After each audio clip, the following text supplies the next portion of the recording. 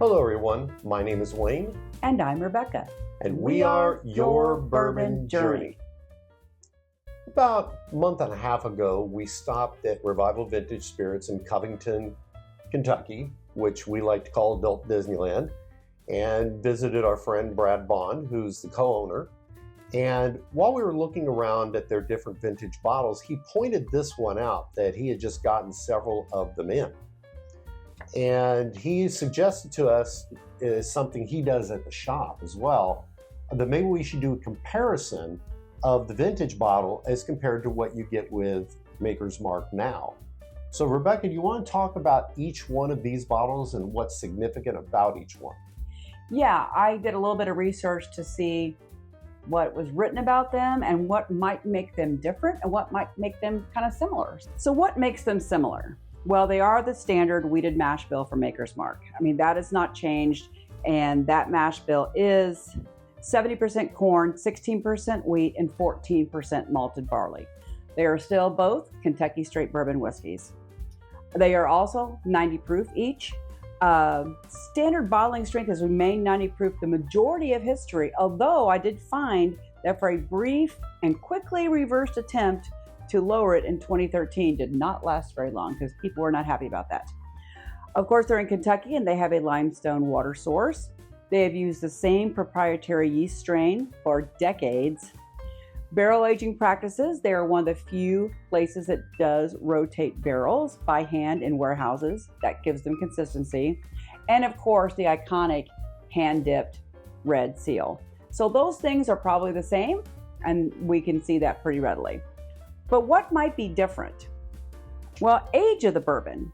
So there are some folks who think that it might have been a little bit higher proportion of older bourbon in the 90s, partially because of the lower demand at that time, that they were aging their barrels longer because they could, and significantly higher demand now, which keeps them typically around 6 years, although it is non-age stated. But as we know, being a Kentucky straight bourbon whiskey, it has to be at least 4 years to be non-age stated. So another thing is the flavor profile. Some older reviews and discussions hint at a richer and more complex flavor in the 90s. And we found that quite a bit whenever we taste Dusties. Terms like darker, sweeter, more caramel, more apple have been used to compare it. Modern Maker's Mark is still known for its soft red wheat, but they think it might be a little bit thinner than it was in the old days. Also, market position and production scale in the 90s, again, demand went down significantly, so they were not producing as much, but now demand is up, so they're trying to meet global needs, which means they could be doing things a little bit quicker, and that could affect things, but they do have a strong commitment at Maker's Mark to quality. Another interesting piece is ownership. I always get a kick out of exploring ownership. So the methods have stayed the same, and the Samuels have been involved with it since the beginning of time, basically.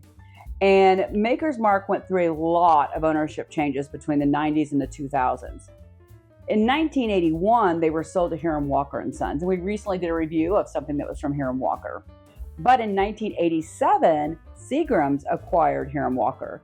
Thus, this vintage bottle would have been produced by Seagram's at the time, more than likely. In 2011, Beam acquired them, who then later was acquired by Suntory, and now they still own it. So the later one is a Suntory product. Mash bill has been the same, but as we've talked before about Dusties, it could be that the grain had a little bit different quality at the time, things of that nature. So to kind of summarize the difference, both 90 proof, one was probably made by Seagram's, one was made by Suntory Global Spirits, same mash bill. Interestingly, the small pint-sized bottle we did purchase in March for $70 at Revival, and the other one in March we purchased locally here at High Spirits for $32.99 for a 750 milliliter. So I think it's kind of interesting, some of those differences. Not surprising. We found some of that to be true as we've tasted several Dusties up on the shelf here. And some of those reasonings we've hypothesized ourselves. So I think it makes a lot of sense. Well, I'm excited to go ahead and try this one. Like I said, we picked it up that day and it was a suggestion by Brad. He'd gotten several bottles, which I've already stated. So Let's go ahead and pick this up and kind of take a look. Let's just compare the way they look. I think they're kind of similar. I do think the Dusty's a little bit darker. I agree with you. I'm going to try to get out of the light and make sure, but I do think the Dusty's just slight. I mean, today's Maker's Mark is more of a golden, and it has slight amber tones on the older one, I think. I would give the color darkness to the older one. The legs look pretty similar though, which is probably a good thing. Now, this one here, the newer Maker's Mark for me, had already started to form legs before we started the video. This one had not done anything, and I always end up getting that luck. Okay, there we go. There we go. Could be the way you twirl it or something, because you can't keep twirling. You have to give it a chance to form. And just stop. Yeah. See, I think they both have similar legs. They might be a little heftier on the vintage one because they seem to be pulling down a little more slowly. Yes. But we have beautiful legs on the other Maker's Mark. And again, this is a 90 proof product, and probably aged about 6 years, and so very similar in that way. Same mash bill. So. Well, let's go ahead and we'll pick up candidate number 1. Let's pick up the old man. Check out the nose. It's that classic smell. Wheat. Smells a lot like a wheated, of course, but it has a little bit of dusty to it on the nose. I would agree. Definitely some sweet notes. It's almost confectionery sugar. Yes. Those are the two things for me, wheat and sugar. Confectionery. And there's a little bit of a spice in the back, but I'm not quite getting it on the nose what it is, but I can feel the spiciness. Very light cinnamon, which is interesting because I don't often get cinnamon with a wheated. So that'd be interesting. Let's go ahead and taste this baby. Oh. Cheers to the 1990s. They were good years.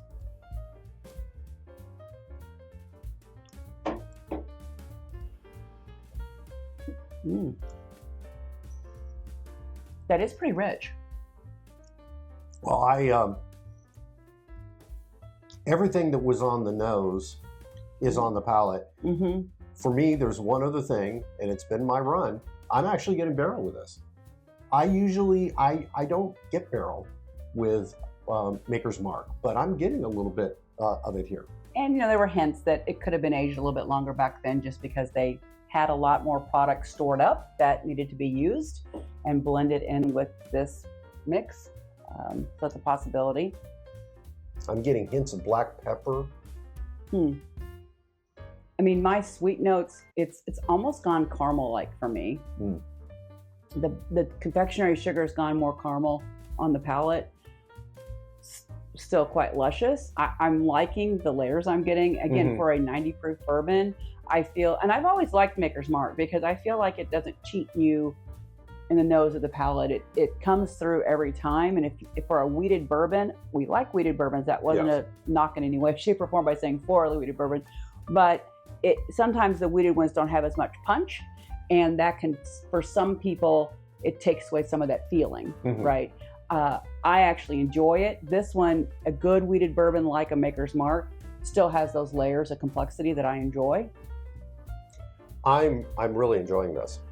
Yeah, I'm going to taste it for the finish. Yes. Okay, the finish, I talked about black pepper and sort of your barrel notes. That's where I'm getting it. Except when I did mention black pepper before, the black pepper was just getting to the back. Like the back of your palate. Of it. But it just started to come up a little bit earlier than I expect. That's why I had said that. I'm going to be curious to try the other one because, boy, this is not what I expect from Maker's Mark. Well, I would say on my finish, I'm getting some barrel notes like you. I'm even getting a little hint of chocolate in the back, like a dark baking chocolate. And my pepper's a little more white pepper, I would say, which is kind of common what I feel I get with wheaters more than black pepper. I usually get white pepper, but pepper, a lot of people just pepper is all they want to say. We try to be a little more specific, but and I'm a huge white pepper fan. He knows I'll use white pepper on just about everything. I cook with it all the time. So. And she knows this. I'm a huge black pepper fan, and I love to throw it on eggs and throw it in Bloody Marys and pretty much throw it on a lot of different things. I've always enjoyed it. So you and your palate, what you're picking up is what you're accustomed to and what you are familiar with and what you have memories of. So I probably have more white pepper memories and he has more black pepper memories. It doesn't mean our pepper is wrong. Right. So I do want to point one more thing I didn't say earlier about the bottle, and you'll probably see it in the picture anyway, is that first of all, you know that Maker's Mark spells it whiskey without an E, which is typically not done, but the original Samuels was a big Scotch fan, and that's why they did that. But what I really wanted to point out, that Brad pointed it out to us, which intrigued us about this bottle, is that right under it says Old Style Sour Mash. And that is not stated on here. Now it's stated, it just states homemade since 1953. So that tagline under that label is no longer in existence. And I can't remember if he talked about that when we were there. He just noticed that it was different. And of course, they're still using a sour mash process. So that has not changed. It's just something they were pulling forward at the time that they probably wanted to capitalize on and show. I also think it's interesting. I'll show a couple pictures, some of the advertising that was different. Oh, yes. So I went out and, we often try to do that with these vintage bottles. And what were they doing for advertising today? And there was probably my most stunning one I located was from 1990. And it involved the New York City skyline. And of course it was before 9/11. So we still had the Twin Towers there. Gorgeous picture. And each building had red wax dripping on it. And then in the background, one of the buildings was actually a bottle. So you can probably see that on the screen now, but it was, obviously they wouldn't do something like that today. It might be taken in a different way, but it was just stunning, really a stunning photo. And then there were some other ones later on in the 80s that were really all about this tastes expensive, but it's worth it. Because that, we were quite splurgy in the 80s, as I recall. So that was kind of what the 80s were all about. So that was much more interesting. Now, a lot of the Maker's Mark ads today are enjoy it with a friend, sit back and relax. It's all about just hanging out kind of a thing. So. Have 30 people buy the bottle and it's a little bit different of a culture at the time. But I love the 80s. Anyway, that's sidetrack. So let's go ahead and check out the nose on today's. I drive him crazy when I do it, but I've got to do it side by side. There is a distinct difference between the two noses. There is a very distinct difference. And I'll go back here. Yeah. This one is darker. Yes. And on a second sniff, so to speak, I'm almost getting chocolate notes on the nose. Interesting. It reminds me, and we had a bottle open last night of their mocha release from last year. And it kind of has some of those hints to it. The mocha has the mocha staves. Very interesting. This one almost has some more floral notes than this one does. The newer one, you're going to think I'm silly. The first thing that comes to mind, and I'll sniff this a couple more times here, is I'm getting like a maple. There's a distinct sweetness difference, and I think maybe for myself, what it is, I think the older one is a little more bold in its profile. See, I'm almost getting hints of something floral or almost like a honeysuckle with this one, because it's just lighter, brighter.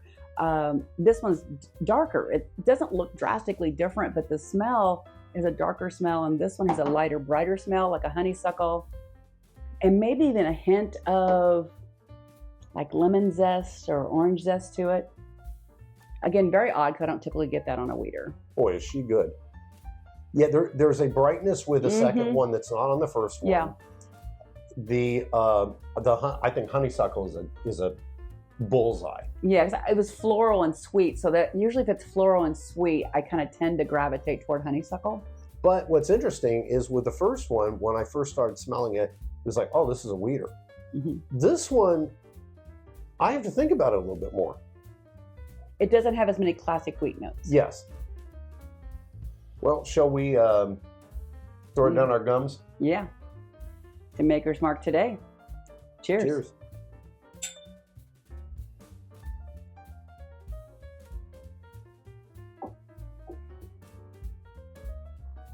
That's the Maker's Mark I'm accustomed to.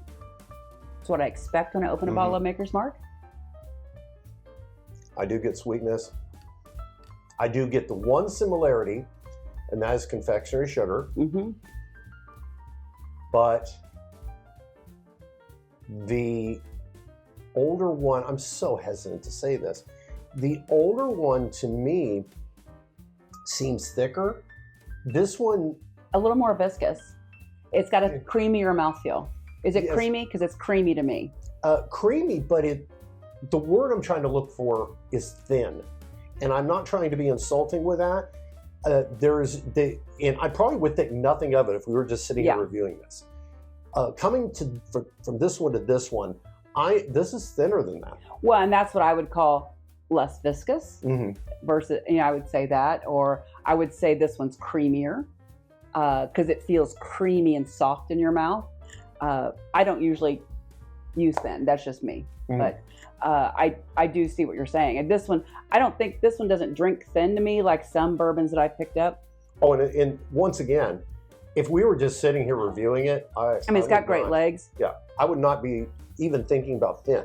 So I don't really think this one's. I'm not trying to disagree. I'm just saying my palate. I don't think this one drinks thinly. I think this one drinks a little creamier and a little richer. Okay. So I think this one still drinks great because we've tried some bourbons that are just really thin and they're just not pleasant because you don't get as much flavor out of them, and they don't have a good finish either. Right. But I think this one just is a notch up on creaminess, viscosity, the oils, perhaps how it feels in your mouth. It's just terrific. Well, I'm going to go back to it. I want to go across and not take as much time, but for myself, as well as you guys, to be honest. Just like we did on the nose, I think it's good to do it on the palate too.